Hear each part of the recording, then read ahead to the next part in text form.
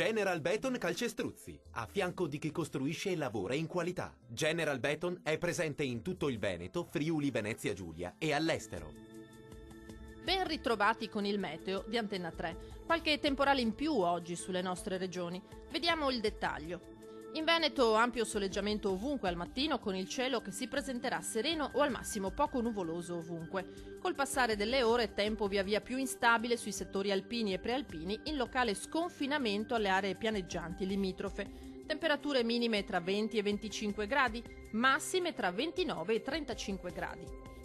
Spostiamoci ora a vedere la situazione del Friuli Venezia Giulia. Poche novità anche sulla nostra regione, il tempo sarà asciutto e stabile con ampio soleggiamento su tutti i settori al mattino, poi qualche temporale sarà possibile sui rilievi fin verso le medio-alte pianure. Cielo sereno o poco nuvoloso altrove. Temperature minime tra 20 e 23 gradi, massime tra 31 e 34 gradi.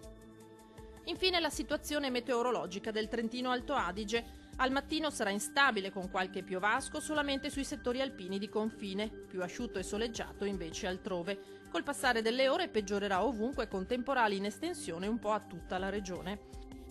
Temperature minime intorno ai 19 gradi, massime comprese tra 30 e 32 gradi.